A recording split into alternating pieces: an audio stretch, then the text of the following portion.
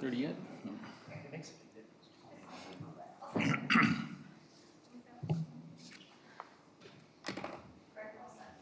All set? Thanks. Okay, I'll call the meeting to order. This is Tuesday, March 18th. This is the Village of Northfield Committee of the Whole. Clerk, please call the roll. Trustee Orth? Here. Trustee Whitaker? Here. Trustee Fowler? Here. Trustee Mendrick? Here. Trustee Gallen? Here. Trustee Dengis? Here. Like every meeting, we have an opportunity for public comment. Anybody from the public wish to address the board? Please. Hello, Haya. Hello, Kaya Rubenstein, 315 Linder, but here for the League of Women Voters. Just to make an announcement, in case people did not see the candidates forums, we had 3 candidates forums, and Northfield was the trustees on the first, and on the second, we had a live forum that was Winnetka Park Board, which is our east part of Northfield, and the other one was the Winnetka School Board. And then some people are in Avoca School District 37, and that was Wilmette League. So if you want to see, the links are up, so you can see any of these forums. Go to LWV Wilmette. It's easier to say that, put it in your search engine. Go to LWV Winnetka Northfield Kenilworth. And thank you to the Record North Shore News for co-sponsoring our Winnetka Northfield Kenilworth Candidates Forums. And early voting started, everybody knows that. Our closest places are Glenview Village Hall, that's my favorite, Northbrook Village Hall, Skokie Courthouse, and Centennial Park. And voting is every day, Monday through Friday, March 31st, from 9 to 5 p.m., but on Sundays from 10 a.m. to 4 p.m. And on April 1st, I know that my precinct 20, I couldn't find the other one, but mine is always at New Trier West. And voting is 6 a.m. until 7 p.m. And once you come in the door, they cannot tell you if it's, past the time or whatever. They can't say, no, you have to leave now, you can't vote. Once you're in the door, if you're in the door before 5 o'clock, if you're in the door before 4 o'clock on Sunday, Saturday closing, they let you vote. So thank you very much, and thanks to everybody who votes. And remember, democracy is not a spectator sport, so everybody get out and vote and see the links so you are informed about the candidates. Thank you. Thank you, Chaim. Thanks for all the league does as well. Anybody else from the public?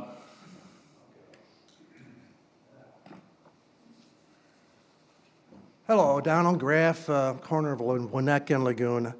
I'll be brief tonight. I want to thank all of you. For the last couple of years coming in here, there's been more roller coasters than up at Six Flags up there. You guys have handled all this very well. Yeah, there's been some tough times.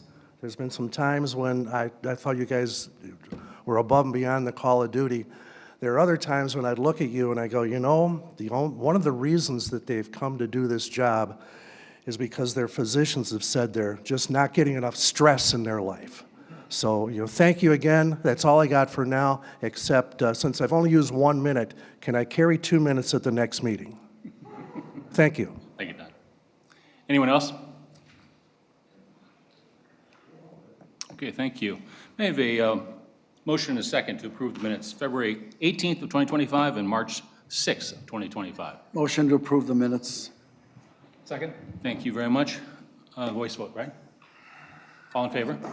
Aye. Aye. All right, number 4 on our agenda, discussion of the draft affordable housing. Mallory, are you going to take this one? Yes. Thank you. Okay.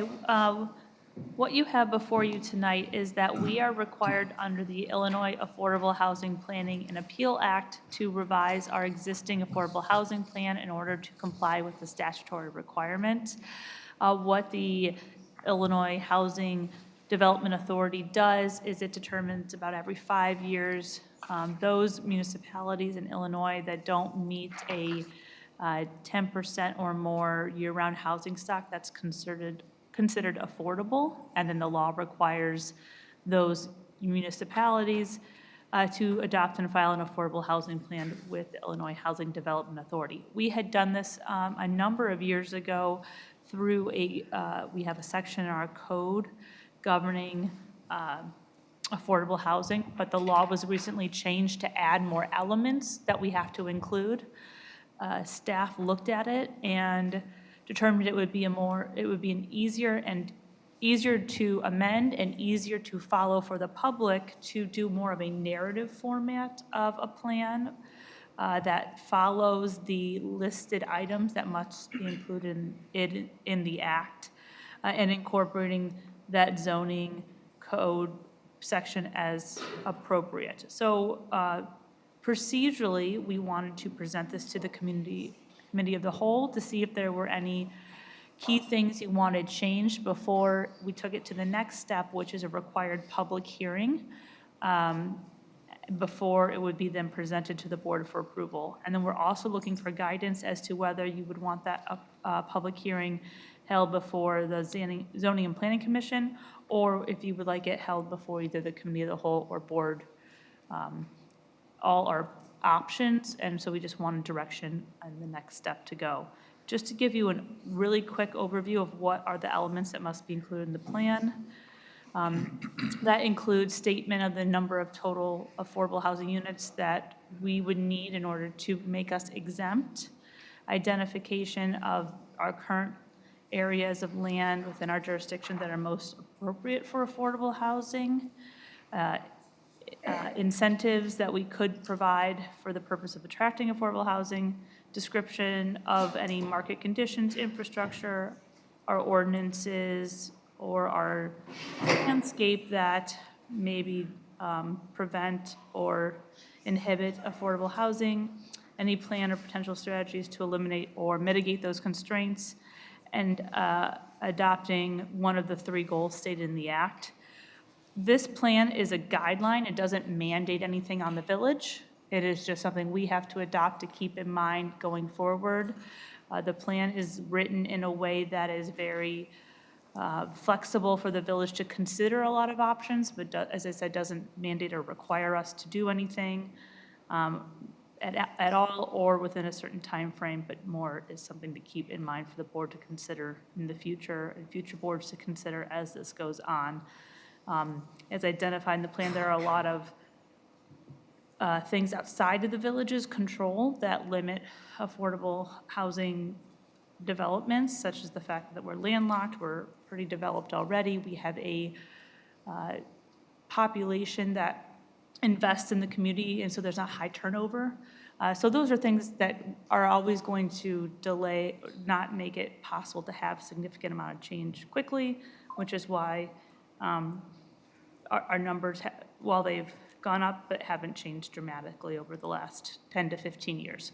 That is not anything we're throwing up roadblocks or anything. So I can answer more questions about anything in the plan, but other than that, we're looking for any feedback and then where you would like to have the public hearing.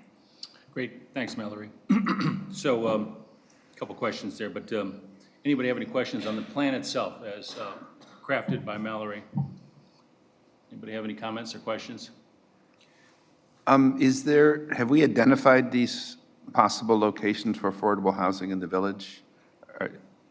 So what we have identified is areas in Northfield where could be strategically developed, such as streets proximate to transit or everyday shopping, or retrofitting maybe obsolete office buildings that might be a good development tool, and that's kind of generally what we've identified. We haven't gone through and like identified specific parcels like this one specifically, but more areas in town where it might be beneficial or a good, strategic. But is there like a zoning, we have these zoning maps, is there anything like that just sort of lays out in various colors, it could be here, it could be there?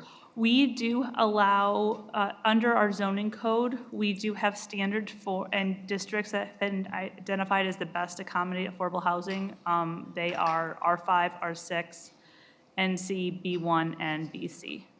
So those are already called out in the code under that section that I said we adopted a long time ago.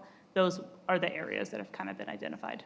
And are any of the zoning changes that are envisioned, will that make it easier to meet some of these affordable housing goals? The ideas that we have put forth as potential strategies for the board and zoning boards to consider would arguably make it easier to develop affordable housing. Nothing has been adopted or specifically proposed. A lot of them would need additional workshopping or code amendments. So we just have kind of put out general ideas. Okay, and I'm sorry I'm asking, these are just kind of coming it's to me okay. as we're here. Does senior housing in any way fall into affordable housing category? Is that separate? It can fall into affordable housing if it meets the definition of affordable housing, which is tied to gross household income. So senior housing can fall into that, but it's not automatically. Okay, okay, thanks. Anybody else? So another question, I guess, is whether or not we want to have this go, this board can make a decision on whether it goes in front of P and Z or we just adopt it ourselves. Is that correct? Yeah, we have to hold a public hearing Okay. before adopting the plan, and it's just whether you want that public hearing to be held before planning and zoning, or if you want it to be held before the board or committee of the whole. Let me see if I understood what you just said. So we could relieve the P and Z committee from this. We could just, during an open hearing in the future, we just adopt it as a board. Correct. I mean, Okay. you will adopt it, the board will adopt it no matter what. It's just where is the public, before which board are you holding the public hearing? Okay. I'm comfortable with just this board doing it. Everybody else okay with that? I would agree. Steve Gutierrez, do you have any comment on it at all? No, Mallory covered everything. Okay.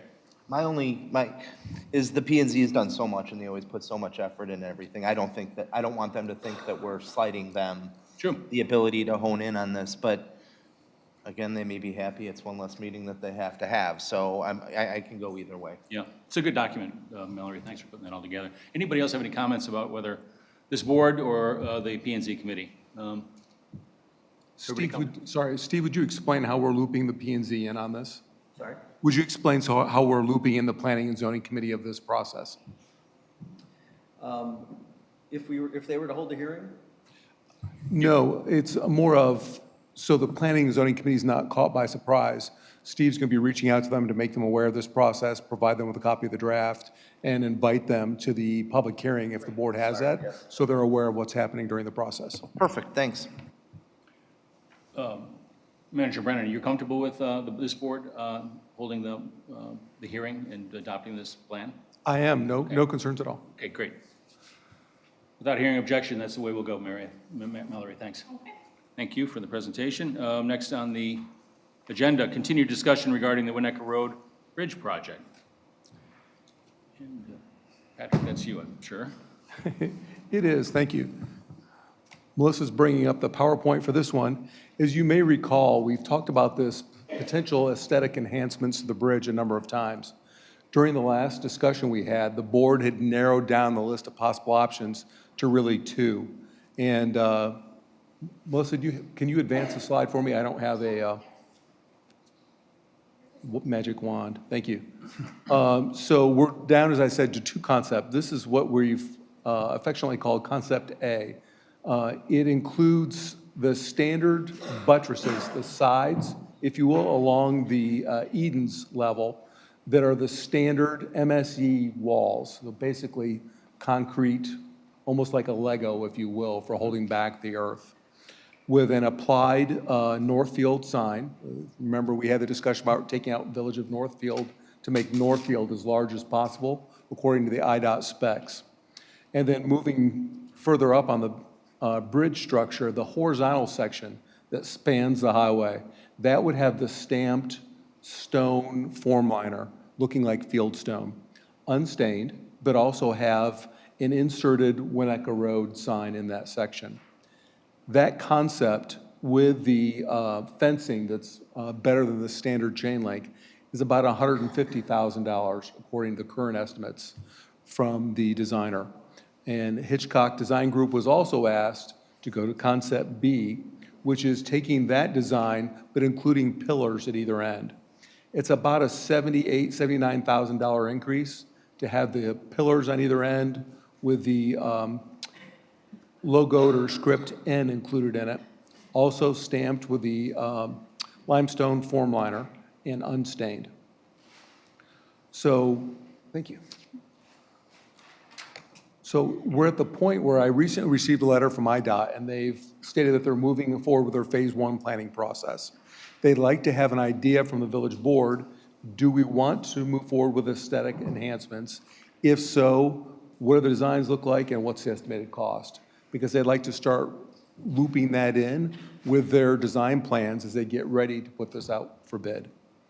So the time is here when it would be very helpful to know which option you would prefer. Before you answer that, for those of you that have gone through the packet, I'm sure everyone's read it in extreme detail. There's some other questions coming up that I didn't want left out in the cold, that we come back later and you go, well, wait, we picked this option. Had we known we may be wanting to do these other things, we didn't want to be caught by surprise. So I tee this one up first, but it's okay to say, look, let's talk about the other options before we make a decision on these two concepts. Patrick, is there a size requirement for the lettering, like that the state requires it can only be so big or so small, or for that? Are there any requirements for that, or where it says Winnetka Avenue or any of that on the actual bridge or the siding? They have a limitation on the number of square feet for the Northfield sign on the side of the wall. On the overhead, I don't think they do. They may have a height limitation, but because the name of roads varies, they probably don't have a maximum square footage established for that. An application requirement about how it's applied, making sure there's nothing that's going to come off, and where it is in relation to the travel lanes are all specified by IDOT, but I don't think they have anything on size. Thank you. Anybody else have any other comments about either of these designs? Questions for Patrick? I know you have a paragraph in here about roadway lighting, but the pillars in this version are not lit in any way at all. We had gone back and forth over that, I think, at some point. That's correct. There's no electrical as part of this current plan. Okay. I have a comment about just the Northfield. The more I've thought about it and studied the material over the weekend, I'd like, and I know Barnaby, you had an opinion on this as well, I like the village of Northfield. The ones that I've seen that along 294, I think Tom mentioned a couple of the communities that along the tollway there have the village of or the city of.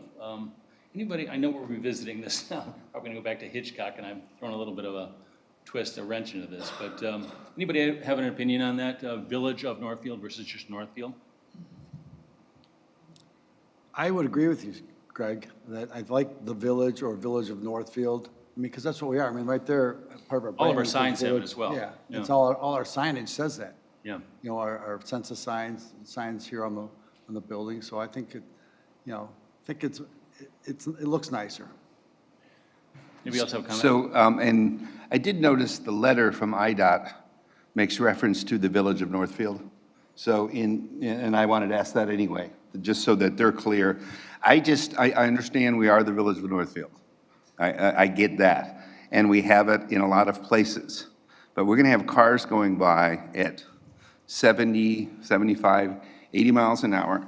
And I think the less reading is possible. And I just think the single word Northfield will have more impact at that location. So, you know, I wouldn't want it to just say Northfield at the village edge, where it says Village Northfield. I wouldn't want it here. But I think in this opportunity where we're trying to get as much bang for our buck, I do think there will be a difference if we're making people read as opposed to just see a word. And Northfield is a great, powerful word. We should feature it. I think it'll get less loss. It'll be bigger. So again, I'm not gonna die on the hill for this one, but I do think Northfield is better just in this isolated case. Just if I could make a comment, we have the township of Northfield and we have a Northfield Road. I just think, identifying this village of Northfield, that's where you're at, I think makes some sense to me. Anybody else have a comment there? Do you think that adding that would take the size of the word Northfield down? Are they going to have to? So I guess I'm not thrilled with that idea for the reasons that Barnaby just mentioned. If you take that logo and then it shrinks it all down even smaller, I think just having Northfield on it is the way I would go. But again, like you, Barnaby, I could go either way, if anybody feels really strongly. Well, Barnaby, didn't you want it to say Northfield, formerly known as Waban? I'm not talking about Waban tonight. Todd, do you have a comment? I think maximizing the size is the critical part. Just getting maximized of the size of the sign. So if it cuts down the size, don't want it. If we can keep it generally that size, then the Village of is fine by me. There's another issue that, Matt, do you have any comment? Go just Northfield. Okay. And Tom, I assume you're okay with Northfield? I was feeling left out there for a minute. I like Northfield. Okay. One other comment I would make is that these are raised letters, and I was looking, and kind of thinking about it over the weekend as well, from a maintenance standpoint versus something that's embossed into the, I guess with these, we would have the opportunity to emboss them if we went with a different type of stone, but probably would have to go raised on this form liner, right? With the, or the dimensionally, the MSE wall. I can't imagine we can emboss anything in that. You have to add an applique. What I'm thinking is that I could see stuff getting caught in there, or birds nesting. Birds nesting.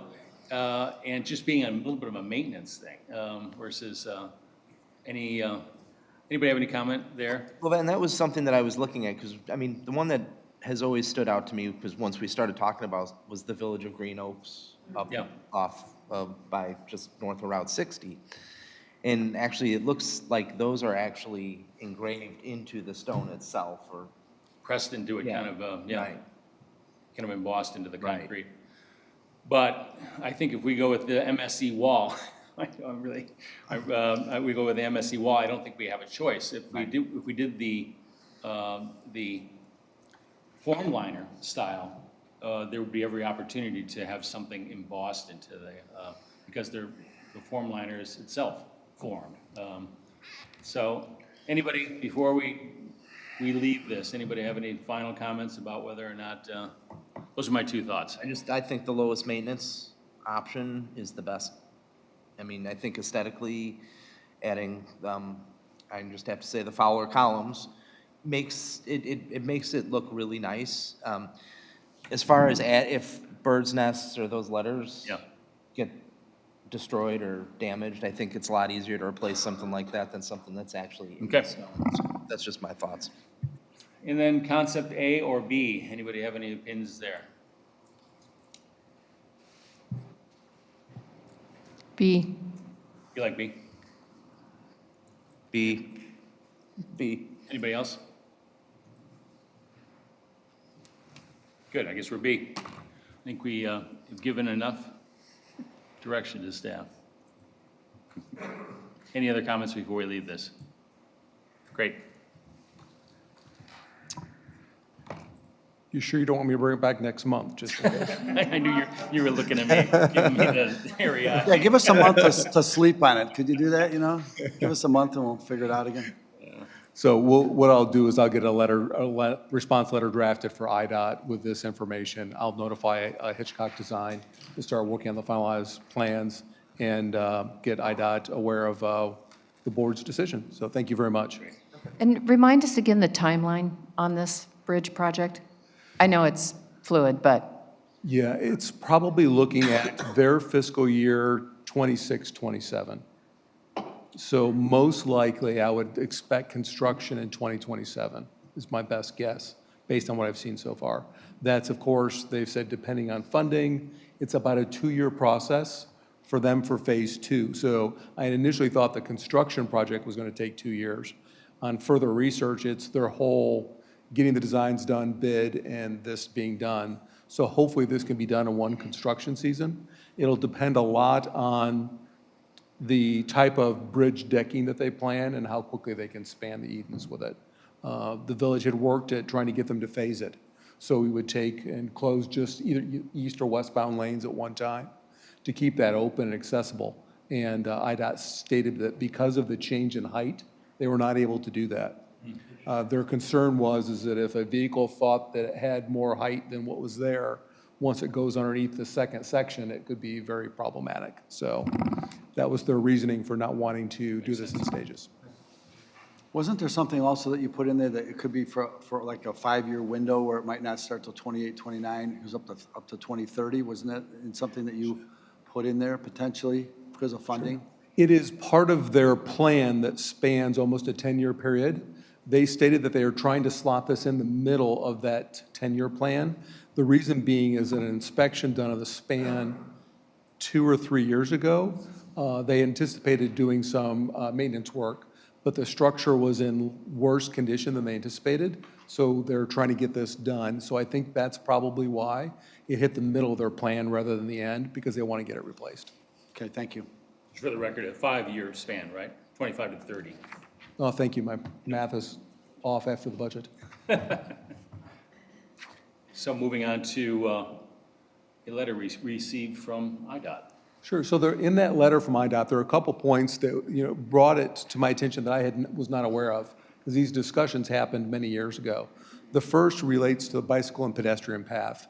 IDOT has proposed putting a 7-foot path or a sidewalk on the north side of the bridge and a 15-foot shared use path on the south side, which of course makes it very accessible for students walking back and forth to New Trier. It has a good wide path. However, in a surprise move, IDOT said they would be willing to do that should the village accept all future responsibilities for that path. And by that I mean cleaning the snow, patching it if it fails, legal responsibility if there's a problem there. If the bridge is rebuilt in the future, the village pays to put the new path in. It is basically we put it in and give it to you. It's an interesting situation where the roadway itself, Winnetka Road, is Cook County's jurisdiction. The bridge is IDOT's, and the village is involved because we want to make some aesthetic enhancements here. So I find it interesting that the IDOT said, hey, village, you accept this as your responsibility on a Cook County road. So we're in a situation where I would like to hear from the board about what your preference is. Do you want us to try to push for this sidewalk? IDOT has indicated if the village doesn't accept responsibility or somebody doesn't accept responsibility, they may not install it this way. They may just make a wide road and paint paths on the road for the possible future installation of a sidewalk. I don't know how serious that is, or if it's a leverage tactic to get somebody to take responsibility. I'm not sure. But we've got the option of reaching out to Cook County, seeing if they're willing to participate in this process, and or pushing back to IDOT and saying, no, we won't take that, but we will take X. For example, snow removal responsibilities. But in the future, if it needs to be patched, it's your bridge over your roadway, we're not taking that responsibility. So I can accept full responsibility if you want. We can try to limit our responsibility, or we can shift it onto others, if you will, are probably the 3 most likely options. Well, currently, the county, doesn't the county currently plow the road and salt the road? And then the village plows the sidewalk? Correct. Just want to find out, have we contacted other villages to see how they've handled similar issues like this? I have not done anything yet. Okay. And then 2 of you, Mike Nystrand, where does he sit on this issue? They're fine accepting continued responsibility for cleaning the snow, but they wanted to have nothing to do with future maintenance responsibilities. You may recall we had a resident, and it might have been, I can't remember if it was Mr. Graff or not, somebody had been complaining about the quality of repair work there. Yeah, the patch. Done by Cook County. See, my memory's not that bad. Yeah. Thank you. Yeah.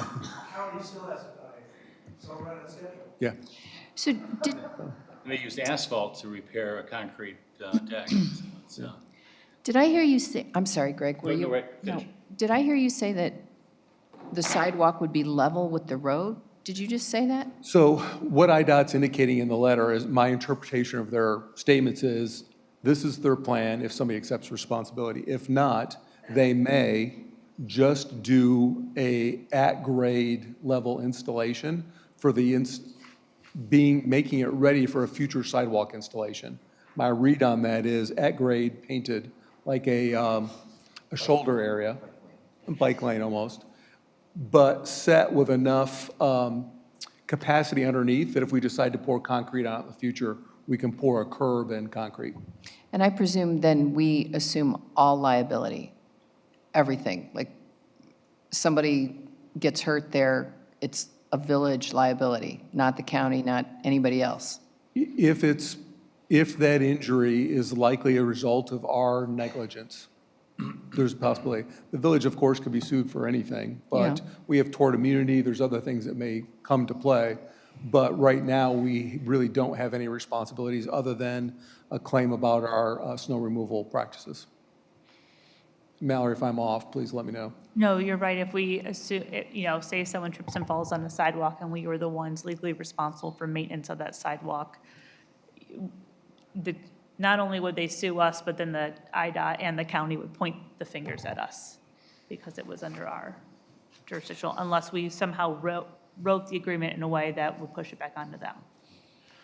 So my concern is the liability issue, but also future maintenance of having to potentially replace structural members of the bridge that support our sidewalk. I think that there needs to be a deeper conversation and get a much better, clearer understanding of the parameters than where we are right now. I think that have you guys met with county and the state to talk about the proposal for the sidewalk? Not in the almost year that I've been here. We have not had any discussions. I wanted to get a sense of where you were before I knew what angles to push. And I'm having a difficult time making a good decision when in a year's time, a lot potentially could have changed. And, I think, of course, as a village, we want to do anything to make our streets safe for the students going to New Trier. And that's always been a concern that we've always tried to deal with. I know with the sidewalk on Frontage Road, that was a discussion, but I just feel like it'd be great to say, yeah, let's go ahead and do it, but monumentally, we don't know, the liability in that. I mean, those costs could be astronomical. So I read this letter numerous times, and there's enough ambiguity in this, in their discussion of responsibilities here.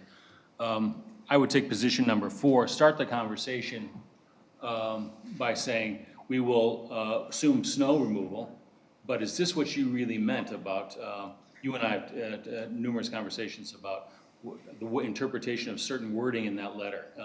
And I interpret it a little different than you do, but I'd love to get clarity on that from IDOT. And talk to, who's the gentleman who wrote this letter? It's, Rios, Jose Rios, directly if possible, and get some clarity on that. Anybody else have any comments?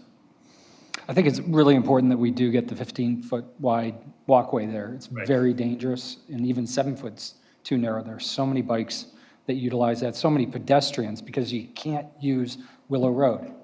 It's too dangerous at Willow. So I think we need to come up with a solution here that works for safety purposes for everyone. I understand the liability, but this is going to be a long life. This bridge is what, 60 years old or so? That's a long time. So I won't be around. That's not very nice. We got students going to New Trier and Avoca there, so it's, this is a common path, and it's important to have this, the width, and have it well designed, for sure. Would it be a fair kind of summary of the board's consensus that you have strong feelings you'd like to see the paths as recommended by IDOT, but you're not comfortable with us accepting liability and like me to look to see if I can bring others to the table on this process? Liability and maintenance, that's my take. Anybody else? No, and I think, the county in the past has taken care of, the top part of it and the sidewalk and everything else. So why suddenly when the bridge gets fixed and it's going to be new and nice, does the county not want to continue their responsibility, since it's a county road, to do the right thing? So I think we really need to work with our partners with the county and get that squared away before this, gets all signed and sealed and starts, to be worked on.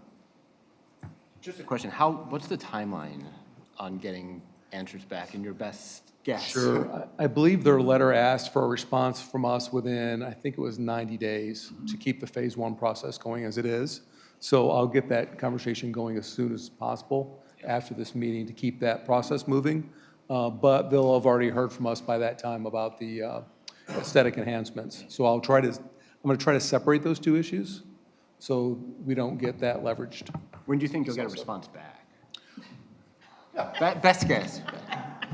Don't hold your breath. We probably won't get much of a response back regarding the aesthetic enhancements. The request for a meeting will probably be responded to in a week or two, and within a month, we will probably have the ability for at least a phone call, I hope. Now, are we going to discuss some of these other aspects in the letter as well? I hope so. Okay, so we're going down, okay. Okay, good. Okay, so that's for the bike and pedestrian paths. The next one is roadway lighting. This one's a little bit interesting, and I've had a couple conversations with Chief Nystran about this. There is currently lighting at the frontage road cross sections with Winnetka Road on the south side. That lighting is maintained by ComEd, but we don't today know whether it is on behalf of the village or on behalf of the county. So the IDOT review says the lighting is substandard. I'm interpreting into their letter that their substandard means that the number of lumens, the amount of light cast, is not enough for an intersection. So they're saying take it out. Well, the reason they're saying take it out is primarily because they're planning to raise the deck. At its highest point, Winnetka Road is going to be about 3 feet higher than it is today. So it's going to have a big curve to it, shifted west of center, meaning at the frontage road cross sections, those cross sections are coming up about 1.5 feet, according to the design plans that I've reviewed. Those lights would be 1.5 feet underground. They want them out of the way so they don't have to mess with them because they won't put back up substandard lighting. So if you're comfortable, along with this conversation about the shared paths, I'll also approach Cook County about the lighting under the assumption it's theirs and see where that goes and see if they're willing to have new lighting put in to illuminate those intersections in a better way. IDOT's put together a rough idea of what that cost would be. It's about $264,000. But I believe that's to light intersection to intersection across the bridge also, but I'm not 100% sure because the detail's a little light in their letter. No pun intended. So you would imagine in this conversation, you would get to the bottom of whether it's the lumens or not, which presumably it is. Because I just think that affects homeowners at those locations too. When you put in one of those really bright lights, it's going to be quite noticeable. It does. You know, the switch to LED lighting has really made a big difference for the amount of light cast out of where it should be. The old, what they would call them Cobra heads, the lens was convex, and it would actually shine out to the sides quite a bit and be very visible. The new LED heads are pretty flat and do a better job directing light just where you want it. So presumably that's something that would be installed that would be better, but still the overall glow, if you will, from those intersections, especially on the east side, would be noticeable. The reference, I represent the North Shore, all the municipalities on the North Shore in the Council of Mayors in CMAP, and they reference federal funds, which is CMAP. They require that they be secured through federal funds, CMAP. And so if you need me to talk to the people there, because that's, if there's any money that's going to come through for that, that's where it's going to come from. Evidently, they require it. Thank you. It's, so if we want the lighting to be installed as part and bid as part of the overall project, IDOT requires it come through that federal funding process because they don't want to mess with it. Interesting. If we want to come in later after the project's done with our own contractor or Cook County wants to, we could do it, bid it, fund it on our own, but it will not be done as part of the overall IDOT project. Pricing will probably be better as part of the IDOT project, that it's also a very different contractor service than the deck work itself. So it may not be a substantial difference. But I think that's why they're saying if we're going to, if we, IDOT, are going to handle it, it's going to be part of a federal Got it. project. Interesting. And the timing of that, the next call for projects, street lighting only projects are part of that CMAP process you mentioned, but not the same STP process that we used for Hap Road. So I'll have to look at the letting schedule and bidding schedule for those grants if we decide to proceed. My sense is that lighting is important in that area. So I think the village would want to maintain, I mean, would want to have some lighting in that. It's, especially with the rise or that crown of that bridge now, I think it's going to be important that people have as much visibility as possible. At one point, I was reading past meeting minutes, the village had asked that the sidewalk or shared use path be divided from the roadway by a curb of sorts to keep cars away from people on the path. And IDOT stated that because of that bridge design, they're concerned about visibility issues as cars came over the bridge. And so they declined to have that delineation. That curb between- kind of yeah. put in, okay. Any other comments, trustees? Okay. Okay. The last piece I have from this letter, unless I've missed one of the items that Trustee Dingus wanted to address, is utility relocations. So in this area, we don't have any water mains crossing underneath the bridge, so no concerns there. But we do have water and sewer structures in that immediate area. The current top of the manhole covers is at grade. So if you remember, I said we're going up about 1.5 feet. That needs to be raised. IDOT has stated that that's the responsibility of the local provider. I disagree. But they stated that there's a little sentence in there about if it was installed pursuant to a permit. Well, since this is on Cook County Road, IDOT didn't permit this installation. And whenever somebody else does work, they're required to bring things up to standard. So I'm going to try to, on behalf of the board, push back and say, you're doing the work, you chose to raise the bridge 3 feet, your job to raise our manhole covers. And we'll see where I get with that. Great. So that's all I had from the letter, unless I missed an item that you were speaking of. Okay, thank you. Any other questions? Patrick? I have one. Do you intend to talk about Sunset Ridge Road at the board meeting, or could you provide any sort of an update here at this I'm point? happy to do on both meetings if you'd like. Okay, great, thank you. So we were as surprised, I believe, as everyone else to see the signage coming up. As a matter of fact, I got alerted over the weekend of, hey, guess what? We knew something was going to happen sometime this construction season, but we had not heard anything from Cook County about timing, contractor selection, pre-construction meeting, start date, until the signs came up. And Chief Nystrand was able to get a hold of the engineer in charge of the project and say, hey, what's going on here?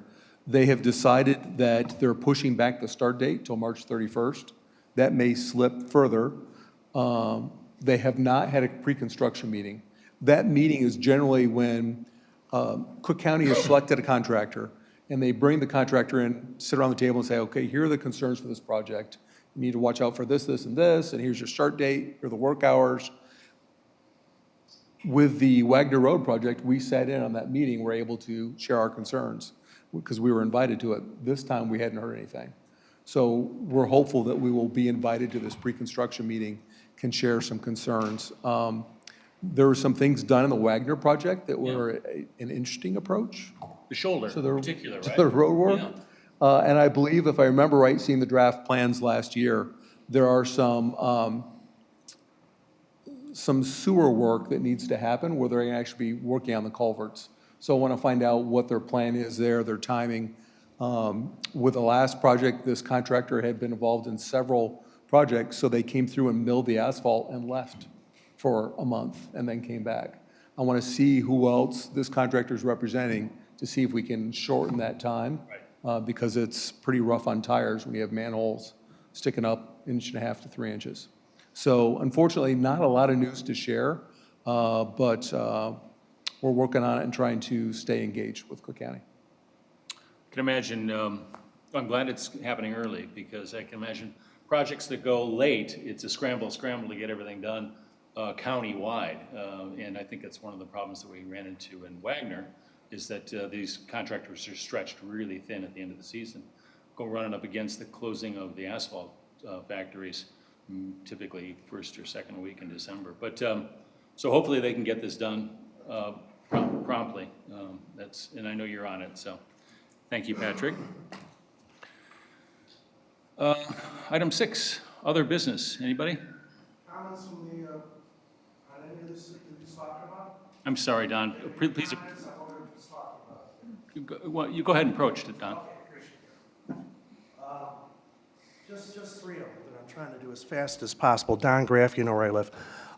That 15-foot mutual path. Now think this over. I'm not making an opinion on this, but once that 15-foot road thing for cars and for bikes and pedestrians is done, you've got 5-foot sidewalks west of there on Winnetka. You've got 5-foot sidewalks east on there on Winnetka. Now, eastbound especially, the area I live in, if those were brought up to 15 feet, which kind of makes sense, as if the feeder is 15 feet wide, that affects 4 homes on the south side of Winnetka Road. So it's something to think about. I don't know what's going to happen with it. You don't. But it would be natural if you're doing 15 feet on a bridge, you're going to do something with the sidewalks on either side. The second thing is, back to your point where I brought up, or you brought up about the sidewalk as it is on that bridge right now. I went out there a few months ago with an old Italian friend. He looked at it. He was in the business of making concrete and stuff and sidewalks.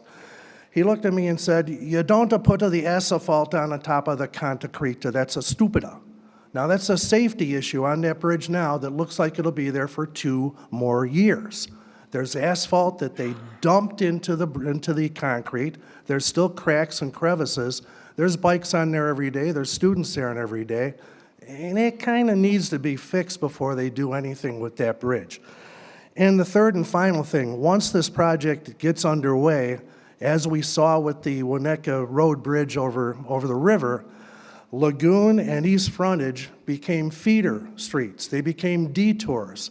Those streets are not set up for construction traffic. We had burger trucks going back and forth on Lagoon for months, if not years, for that Skokie River project. I don't think the neighbors are going to go for any type of construction traffic there or any type of detour traffic. But again, that's down the road. It's just something to think about. Thank you. Thank you.